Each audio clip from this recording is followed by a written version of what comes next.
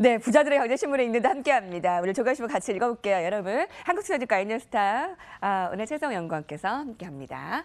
안녕하세요. 네, 안녕하세요. 네, 오늘 헤드라인에서 오프라인에서 또 온라인에서 5G에 대한 주파수 경매 시작, 이게 거의 쩐의 전쟁으로 얘기까지 나오고 있는데요.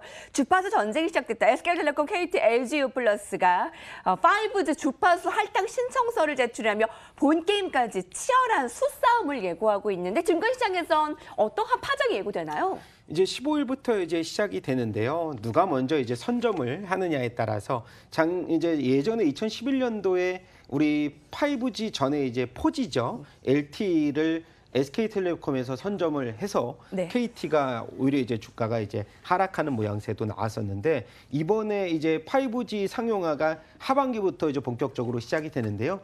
기존의 이제 4G보다 20배 빠른 속도와 함께 최근 들어서 4차 산업혁명에서 자율주행과 AI, 인공지능에 따라서 최근 들어서 이 5G의 이 기대감과 그리고 중요성들이 굉장히 높아지고 있는 상황인데, 이번에 이제 우리가 아까 말씀드린 대로 5G 주파수 경매에 누가 먼저 선점하느냐에 따라서 통신사들의 주가의 이 하방 바닥권에서의 또 먼저 상승 탄력도가 높아질 수 있는 계기가 마련이 되지 않을까 이렇게 싶습니다. 오늘 통신사 3사가 모두 다 상승세입니다. 자, 이뿐만 아니고 오늘 코스피 코스닥이 다 눌려가는 상황. 좀 아쉬운 부분이 나스닥 지수, 미국에서 애플의 사상 최고가를 나타내고 미국의 경제도 뭐 오케이라고 하는데 오늘 한국 증시가 아쉽게 늘려가고 있고요. 북미 정상회담의 일정이 좀 더 구체화됐습니다. 한국 시간으로 12일 바로 우리 방송이 되는 오전 10시에 열린다. 북미 정상회담이 단 일주일 남겨두고 있습니다.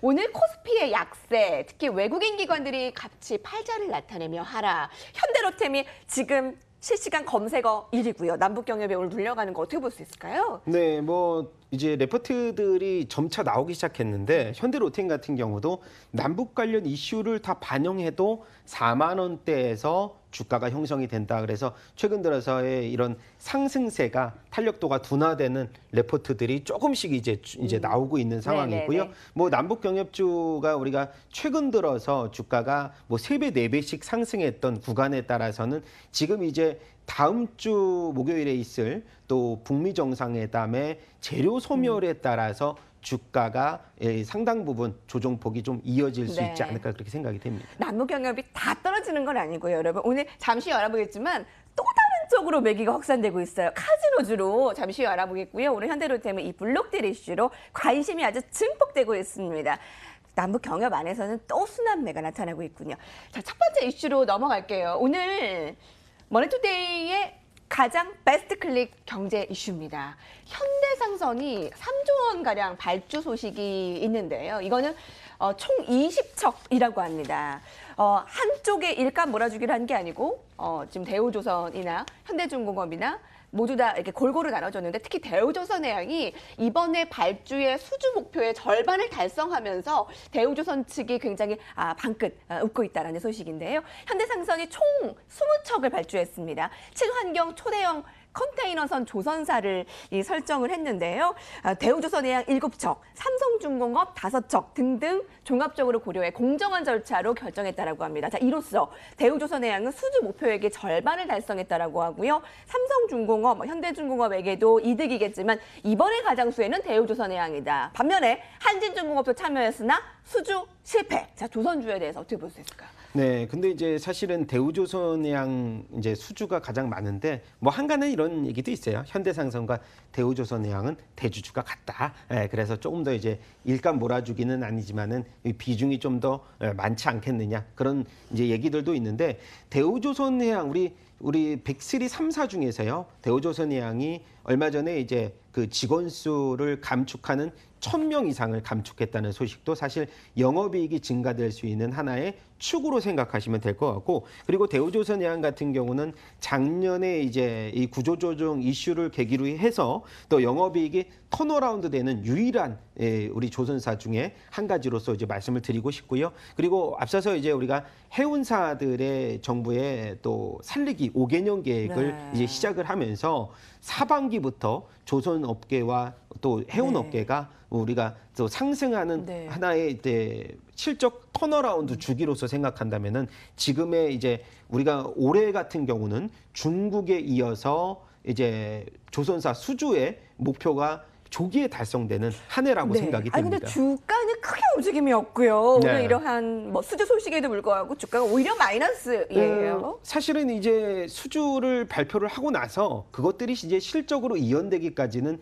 1년 6개월 이상의 기간이 걸리기 때문에 2분기 자체도 사실 실적 베이스로 따지고 보면 적자폭을 기록할 수 있는 이 구간으로 네, 아직까지 네. 해석이 되기 예. 때문에 상당 부분 시간이 턴어라운드 되기까지는 뭐 제가 봤을 때는 하반기 이후 쪽, 3분기 이후 쪽을 보시는 것이 좋을 것 같다는 생각인데, 주가의 이런 상승폭은 그 3분기 이전부터 제가 봤을 때는 예. 하반기부터 본격적인 랠리가, 그렇군요. 그리고 현대 오일뱅크 IPO 상장 이슈가 도래가 되면은 현대 중공업 지주를 선두로 해서 반등을 시작할 수 있는 계기가 마련되지 않을까 싶습니다. 현대상선 3조 원 발주, 오늘 조선사들의 힘이 엇갈리는 부분, 특히 이득인데도 불구하고 오늘 주가 크게 상승 움직이지 않는 부분 살펴봤고요.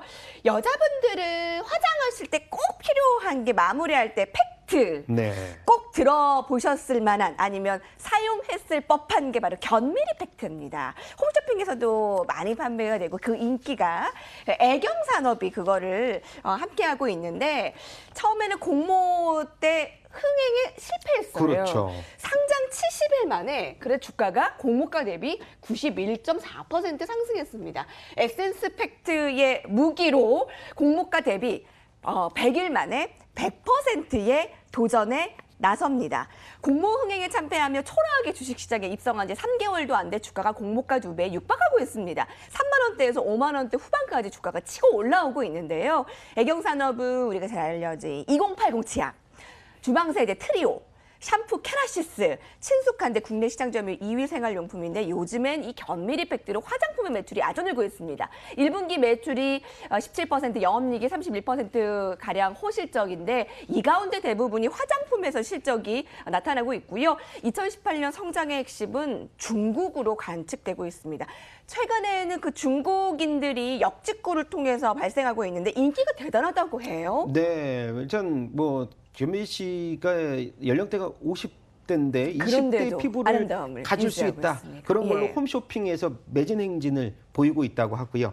그리고 시기를 참 잘 탄 것 같습니다. 우리가 중국 사드 해소 국면에 따라서 중국 소비주들의 상승세가 최근 들어서 이어지면서 애경산업도 이제 상장 이후에 그동안에 살균제 사태로서 기업 이미지에 좀 타격을 받아서 공모가가 좀 하회하면서 이제 상장을 했지만은 예. 그러한 흐름들을 계기로 해서 주가가 반등을 보여줬고요. 그리고 화장품 매출 비중이 작년 기준으로는 42%에서 올해 1분기만 보면 49%까지 매출 비중이 네. 증가를 했고요. 그리고 영업이익단으로 이제 보자면은 전체 영업이익에서 차지하는 화장품 이 사업 부분의 비중이 90% 이상을 차지했다고 합니다. 네, 그래서 예. 이익을 발생하는 화장품 쪽의 흐름이 예. 굉장히 견조해졌다. 그리고 아까 말씀드린 대로 화장품 업종의 중국 소비주의 턴어라운드를 계기로 해서 최근에 이런 그 트렌드와 모멘텀을 고루 겸비한 애경산업 그렇군요. 주가 추가적인 상승 노력도 한번 우리가 기대를 해볼 만하다라고 볼 수가 있을 것 같습니다. 매출 비중의 절반을 차지하는 게 그 생활용품인데 아까 치약, 뭐 샴푸, 트리오.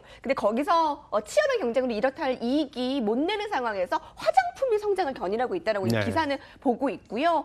특히 증권가에선 처음으로 목표가와 투자 의견을 낸 정식 보고서가 나와서 눈길을 끕니다. 아까 5만 9천 원대 지금 나오고 있는데 네. 유한자증권에서 목표가 6만 5천 원으로 투자 의견 매수 내놨습니다. 화장품에서 발생한 영업이익과 매출 비중이 계속 늘어나고 있다는 거 판단하고 있고요. 자, 마지막입니다. 앞서 얘기해드린 대로 카지노주 살펴볼게요. GK가 파라다이스가 오늘 오르는 이유는 북한과 관련한 이슈 때문입니다. 특히 오늘 GKL은 거래량이 폭증하면서 어제 전체 거래량을 벌써 오전 지금 1시간밖에 되지 않았는데 뛰어넘었어요. 외국계 증권사 매수 급증하고 있고요. 이유인즉슨 이 원산 카지노 조서, 마식령 스키장 증설 계획 등 투자 지원 요청을 미국에 했다라는 소식. 일각에서는 북한이 카지노까지 조성해 원산 갈마 해안 관광지구를 국제 관광단지로 운영하면 매년 5천만 달러 안팎의 수익이 날 수 있다라는 분석도 제기되고 있습니다. 김명찬 부의장과 도널드 트럼프